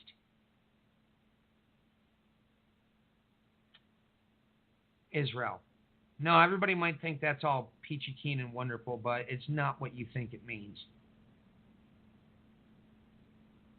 Because let me point out, I touched on this at the very end of normalizing nationalism. I just pointed out the article, which is written by a rabbi in Israel. Not too far back, you had one of the religious leaders stand up in Israel and state, kill all Palestinians. Now, if we like it or not, there is a heavy nationalist move taking place in Israel. You can see it with the settler movement and with a lot of other things. There's things that have been going on with the Likud, Netanyahu, and then, of course, we keep seeing Mr. Yehuda Glick always in this mix as he's going down and they're sacrificing varied animals down by the Temple Mount. They get caught trying to break into Al-Aqsa Mosque, and this just keeps going. And, the counter to this one, they always try to use, well, this is anti-Semitism if you're saying anything. Folks, look, when you've got statements such as kill all Palestinians coming out of the mouth of a religious leader, we've got problems. And that's what's happening. And that kind of rolls around into the other things that are happening. You know, when we have this massive hit, this massive bunker buster attack, you had the United States whipping in there, and then after they get done, all these laws, Matthew alerted me to them through a message on my phone, go look. I started looking at it and just going, good grief. But, you know, those meetings were sort of, to a degree, pushed off a little bit because that's the day that Netanyahu once again gives his atypical, infamous speech that he's done many times before concerning Iran's nuclear program. And what they're stating is Mossad came in and took a huge, multiple tons worth of documents that had to be taken out on airplanes in January. Why am I saying it like that? Everybody, do you remember what happened in January in Iran? There were massive protests taking place at that point in time. Of course, rumor mills got floating, and they even began to point their fingers at Erbil, which is now one of the main Kurdish cities. And no, they're not the Medes. That's a discussion for another time. Well, I'll give a little hint. Found something really put everything into perspective. The ancient Mitanni and their connection to the Kurds and how the Mitanni Empire is one and the same landmass. It's quite compelling. But, you know, if we remember back, Iran was stating that there was a CIA operation going on over there in, of all places, Erbil. Why is Erbil important? Because Alexander the Great, when the initial battle starts with Darius III, well, it was within viewing distance of that place called Erbil. It had varied names throughout history. Adiabene is another name you'll see it by. Nonetheless, I've covered this stuff in past programs, past video quite extensively to move forward. You know, and that did kind of catch my attention. You know, because I'm going, that's a little bit of an odd accusation. You kind of have to wonder, though. And, you know, we wrap it back around. We had this protest going on in January, and who was also involved deeply with those protests, and even we had Fox News and some other ones pushing it. The very group I've talked about so many times in the past, the MEK, Mujahideen-e-Khalq,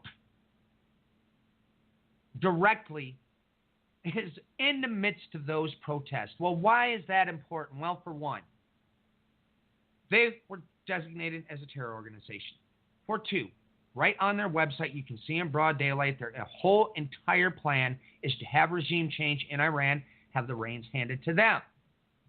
During the 1979 Iranian revolutions, they come screaming across the border, start shooting people. You move it forward during the Iraqi-Iranian war. They were involved in cahoots with the Iraqis, killing the Iranians. Not to even mention, we know full well that there was chemical attacks that killed a large amount of the Kurdish people. Not to even mention Iranian. We find out later as the nuclear deals progress, as the diplomats that are right there with the groups that are working towards the Iranian nuclear deal, blatantly let you know flat out that they supplied those chemical weapons to the Saddam regime. Never mind the fact that in a very complicated, roundabout way, Iran was also being armed. It's not as simple as they want you to think as far as what happened with the infamous Iran-Contra, but all those details are important. So we've got the Mujahideen-e-Khalq in the equation. And it makes you wonder because you see everybody, a lot of the infamous intel that keeps coming forward, pointing at things happening with the nuclear program, which may or may not, I've stated that before, it was at that stage nobody seemed to really know what in the world was happening. I think we got a few more key elements of stuff out of that speech, though. At least I picked up on some stuff I wasn't aware of. But nonetheless, in the midst of all this, the MEK, we had the January protest. We find out they were deeply involved in that, too, as time progressed. We had Fox News. We had several right-wing news sources in America pushing once again for regime change. But then, lo and behold, along comes John Bolton. Secretary of Defense, Mr. John Bolton, who for years has either been hired to come into the MEK meetings with varied groups throughout the world and vice versa. He has pushed on a continual basis for regime change, backing the Mujahideen al-Khalq. Now, folks, there's a deep history that goes into these people. That's something to explain another time, but this is one that I have singled out time and time again to keep your eyes on.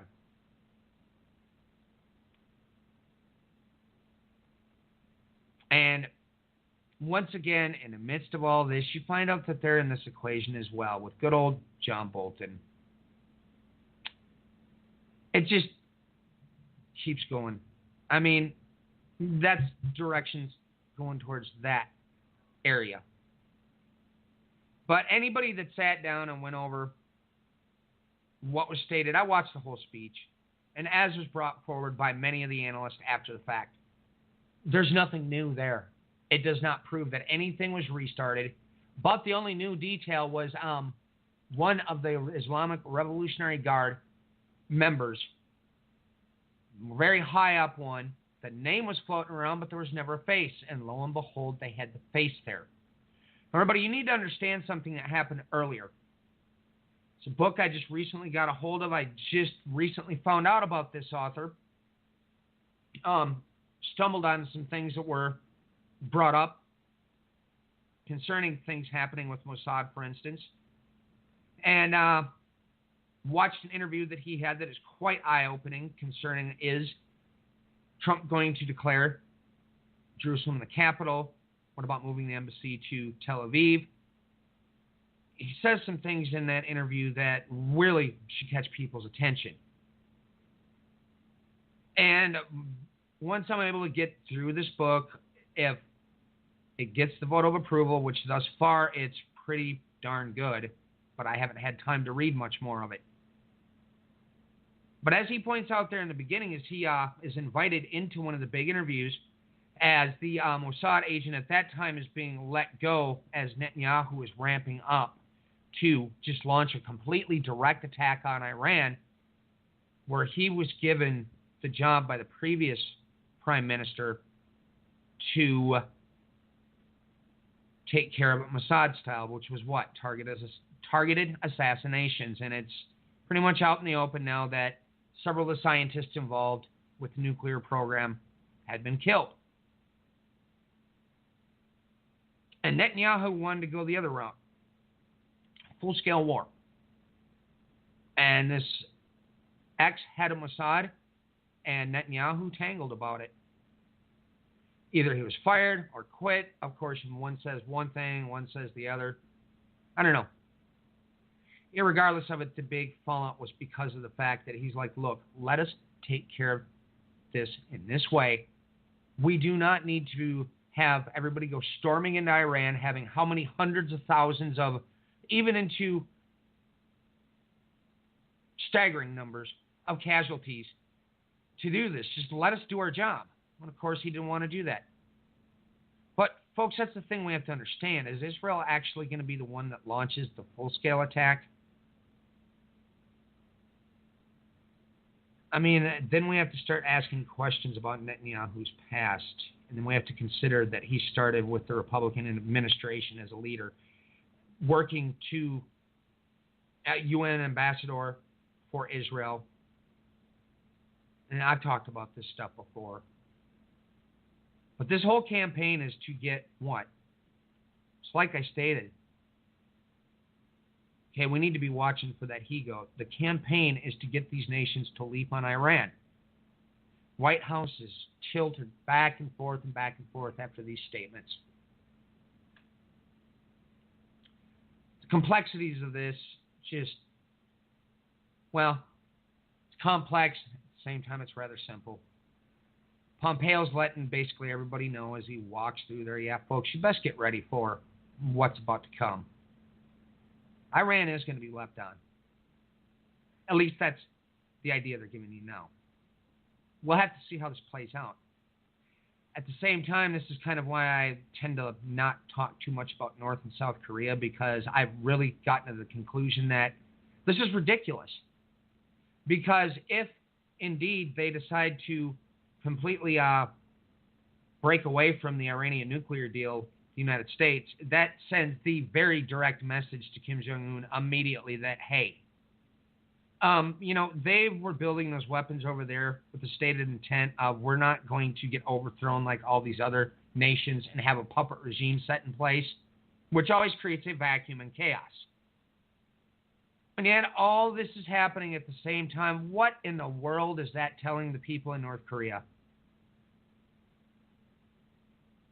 It's not telling them anything good, especially when you have John Bolton and other people associated with the infamous axis of evil all of a sudden sitting in office, people that have pushed and listed these very groups, and North Korea ends up on that list. Oh, and at a very specific time. Yes, the Caspian. Oh, it's important. And everything floats around it. So many of these wars that have been happening over the years, oh my gosh. Good old Baku, right where the Bolshevik Revolution started. Iran is on that northern border, by the way, folks. Not to even mention that's Israel's largest oil supplier. America's got dealings there, British Petroleum. Amoco started with it, and then, of course, they merged with Amoco, and then, of course, BP took the reins. Report that just came out this week, as a matter of fact, with congressional and diplomatic dealings with Azerbaijan to further back them. Military weapons, same thing goes with Israel, has been supplying specific drones, all sorts of other things. On the 29th, and Haaretz comes out from the Israeli way of doing the calendar of the 70th anniversary, not the Gregorian, which is our calendar, which is in May, because actually the anniversary, according to the Hebrew calendar, was when they held that 70th anniversary gathering. Well, here in America, what do they post? Azerbaijan, Israel, 70th anniversary. You have both flags flying. Well, they have a deep, deep, deep history with Azerbaijan, which is next to who? Armenia.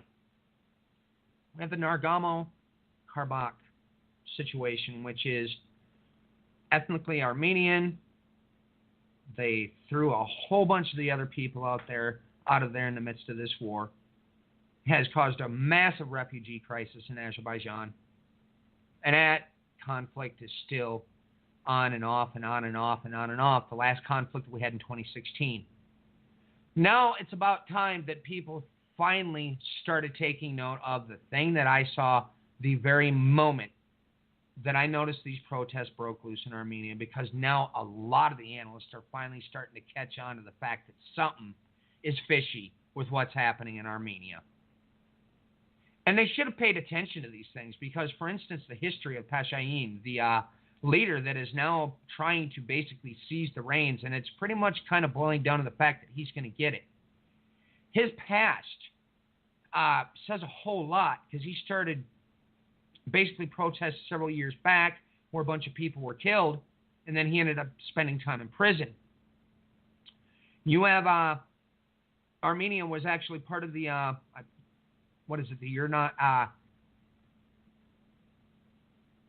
European Asian Economic Union, which is basically a thing set up between, of course, the Central Asian networks, and then we've got some of these places that are going, obviously, into some of these other countries. Like, for instance, this is why Merkel is getting fed up with all these sanctions being laid down, because Germany has got dealings, especially in the energy industry, with Russia. And then we have some of the European nations also that have those energy dealings going on with Iran. But Pashayin, he's got a pro-EU stance. And this was all part of his statements at that time. As these protests lead up, his party name means get out. I mean, there's all kinds of little details. And then all of a sudden you have think tanks, NGOs. Oh, never mind. They're direct advisors to our security groupings here in the United States, direct access to the government itself, stating that we need to stand behind Armenia and make this because of diplomacy and this, that, and the other thing, and we need to make sure that democracy takes hold and takes root there, and then all of a sudden you're shaking your head going, oh no, I've seen this pattern before. We saw this pattern in Ukraine. We saw this pattern, obviously, with Georgia. We've had many of these nations that are considered part of the Caucasus nations have broken away. Now, when you look into the actual histories themselves of, for instance, like stuff in Georgia, you can see that they had their reasoning for having a beef with Russia. The people on the ground aren't too keen about the Russians. So you've got a lot more complex circumstances in the middle of all of this stuff. And we have Armenia that is, to a degree, allied with Russia, even though Azerbaijan, they were also giving weapons to in the midst of these wars. I mean, it's one big mess. And it's just, everybody is now seeing that if he ends up getting the reins, he's got like next to no time to form a governing body, even though nobody can understand what in the world his goals even are. Making matters worse, all of a sudden rumors have floated out this week that he's been in contact with Mikhail Saakashvili, the infamous leader from the 2008 Georgia-Ossetia wars that broke out. We had Trump involved over there at that time. We support Saakashvili in 2008. Well, now rumors are circulating that through the U.S., he's been in contact with Saakashvili, who has been causing all kinds of turmoil in the Ukraine. I mean, this guy just doesn't go away. Yeah, Matthew, I see you. I'm trying to wind this down. He's in the mix of all this.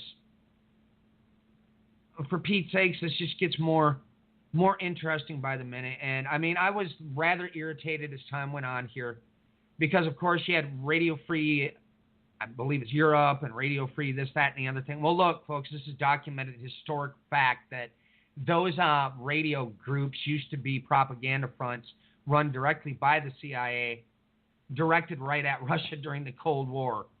And when you see the same old stunts, the things that they did in the past, you start scratching your head and wondering if maybe they started up that same program again, because that's what they push is one side of the story. But as we've progressed here, we can see that something far deeper, like we suspected, was happening this entire time in Armenia. And I'm glad that these analysts finally started putting the pieces together. I mean, for instance, the Republican Party, which he is trying to dismantle, get rid of, they're all connected to Russia's Gazprom. Warring out there, for instance, over the Baku. Okay, the Baku is the heart of everything. You know, how did Brzezinski put it with his grand chessboard strategy? It's the cork. Getting access and control of that region opens up control and access to the entirety of Central Asia. And that was the entire key of his strategy, which the strategists to this day still use. Because we know full well who are the two biggest enemies now on the list. China, Russia. You know, our president was stating, we're going to pull our troops out of Afghanistan. Why did he keep them there? Mineral resources, access to the Caspian Sea. Access to Iran's back door. We have Azerbaijan as being armed to the teeth. Israelis are arming them. The United States is arming them, sitting right on the northern border. We have reports that when the guy that betrayed Darius III, Bessius, and killed him, which really ticked Alexander off as he chased them all throughout Afghanistan and Pakistan, was right up there in Azerbaijan as well. And I brought up Trump's dealings. Oh, he's got dirty dealings out there, too. Because why? What did he do?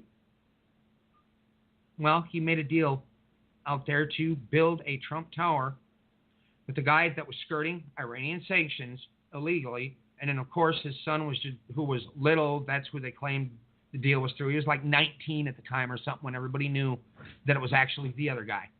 Well, guess what? Last weekend, that Trump Tower in Azerbaijan went up in flames. I don't know. If you need a sign, it doesn't get any better than that. You know, this is just little tiny directions. I mean, there's stuff I'm looking at right now concerning the King of the South in Egypt. Going back, looking at the Diadachi Wars or what happened there with Kittim, a.k.a. Cyprus. Looking at the comparisons of what all we've seen play out recently. Oh, folks, just wait and see when I get to this stuff on a program at some point here, because it's absolutely staggering, mind-blowing, unbelievable. If that's where we're sitting. Folks, you need to get your mindset in the proper places and start looking at the proper places. You need to sit down and start studying and understanding how this timeline works. Yes, we have certain elements that are moving towards those directions, but we have places that we have been told specifically we need to watch for right now. Some of these details, historically speaking, I'm still trying to get to the bottom of. We've got areas in the Caucasian region of what is the modern Caucasus Mountains anyways, because it used to be down by the Hindu Kush, but that's ancient geography for you.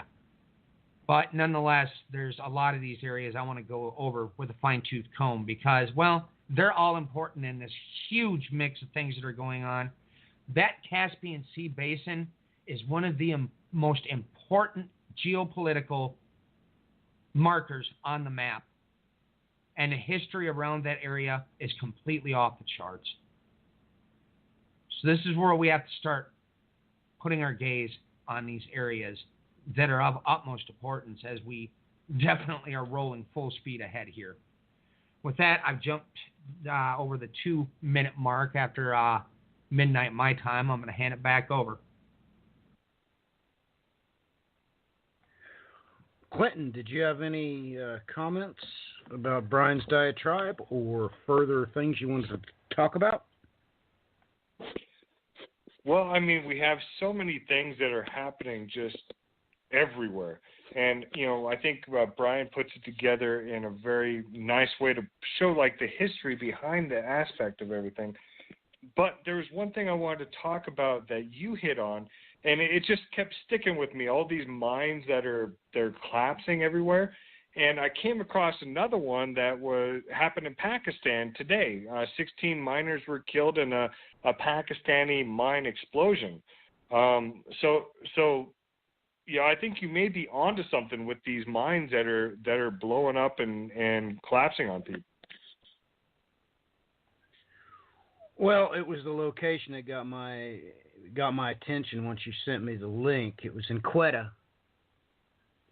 And Brian has directed us to the Quetta region more than once.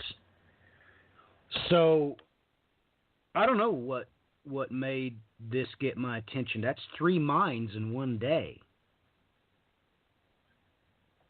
I don't need to bring that up. That I don't ever recall that happening before. Not ever.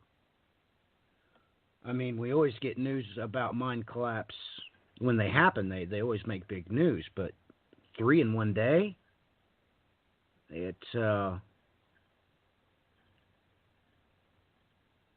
don't know what to make of that myself.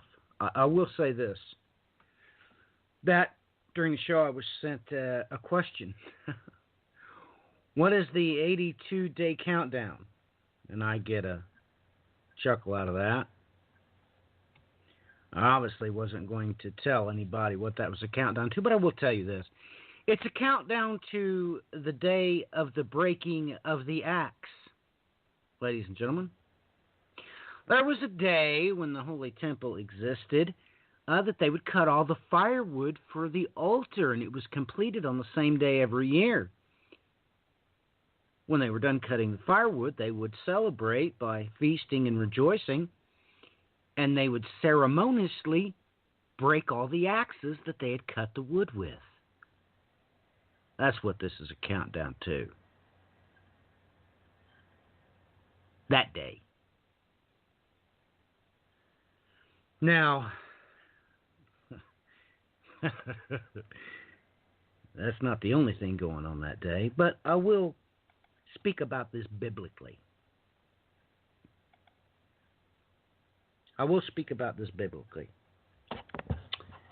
We'll talk about the Lord's axe.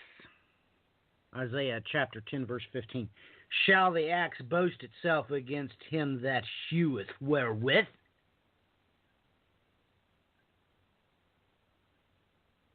Of course, speaking about the Assyrian. I'm just going to speak Hebraically this time, because in the Hebrew New Testament, that word is used twice in the same context. Just take note that Matthew chapter 3, verse 10 reads, and now also the axe is laid unto the root of the trees. Therefore every tree which bringeth not forth good fruit is hewn down and cast into the fire. That is, of course, also in Luke chapter 3. But you know what? I don't have to really focus in on that. Let's read the verse before it. Matthew chapter 3, verse 9. And think not to say within yourselves, we have Abraham to our father. For I say unto you that God is able of these stones to raise up children unto Abraham. I see what's right there. I see what he's talking about, because he's talking about, well, our break. You were listening to the break, weren't you? At least I hope you were. Here, I'm going to read verse 11, which I'm sure caught all of your attention. But the cormorants and the bittern shall possess it. The owl also and the raven shall dwell in it. And then he says something to get your attention. And he shall stretch out upon it the line of confusion and the stones of emptiness.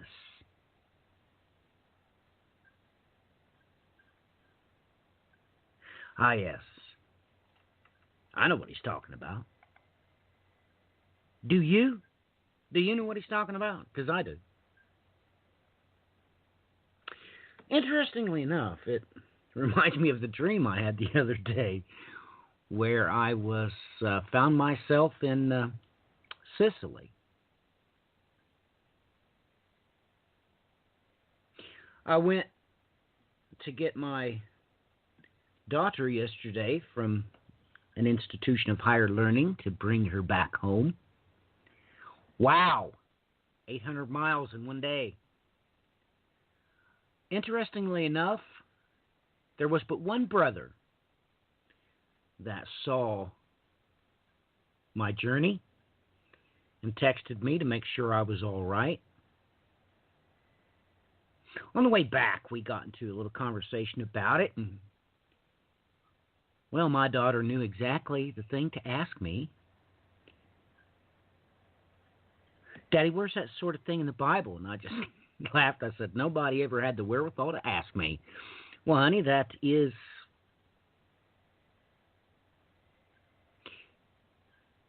Ecclesiastes chapter 12.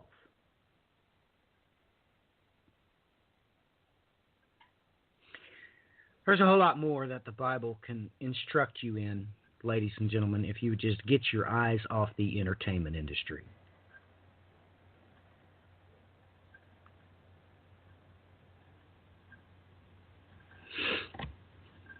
What is going on with these minds, I don't know.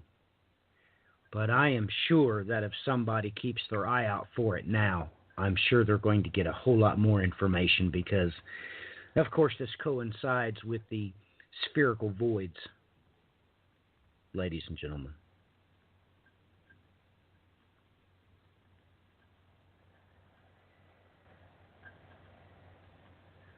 Things are going to happen because that's what he said was going to happen, so that's what's going to happen. I mean, much like this verse that I read to you out of Isaiah chapter 34. You know, if you think it's confusing in the KJV, it's because it wasn't delivered in the KJV. You need to get your eye on the ball.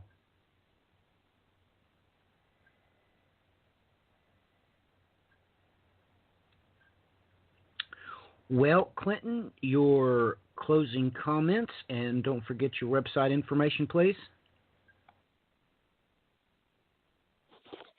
You know, everyone, it's always a pleasure, and thank you so much for your support. You can always find me on my website, clintoncoach.com, or on Twitter. Just look under my handle, Clinton Coach. I post all the news articles we talk about and everything that is going around that we can find. You can also listen to me on The Diligent Watchman on Podbeam as well. Thank you very much, and may God guide you on your journey. Brian, your closing comments and websites, please. Well, closing comments. You brought up Isaiah 10:15 and 10:16 and forward. Buddy, I want you to take note of something.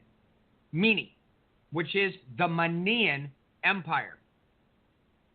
That's mentioned with Ashkenaz and Urartu or Arat.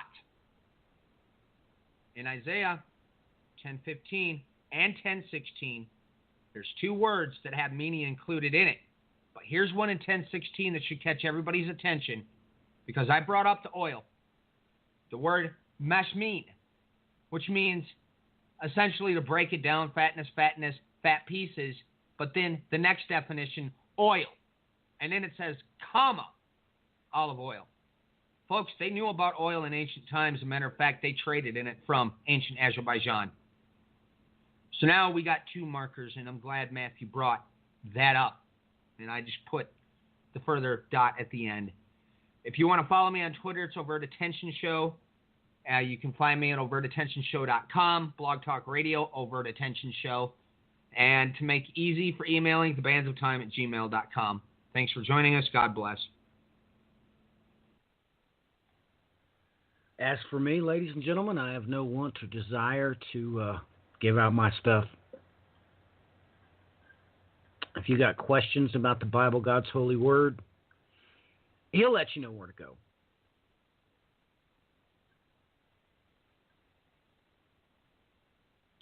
You know, ladies and gentlemen,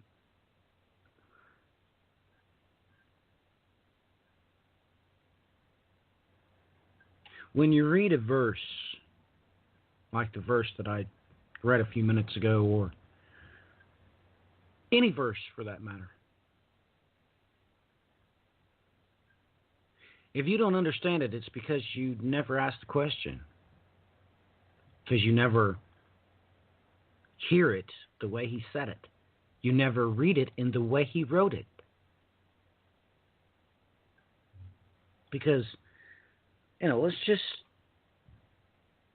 take a verse that you're not understanding, and that some of those words, some of those creatures mentioned there, well, of course, you probably didn't know what they were. But it really doesn't matter if you switch over to the New American Standard Bible or the English Standard Version. Those aren't going to help you. They're not going to show you anything.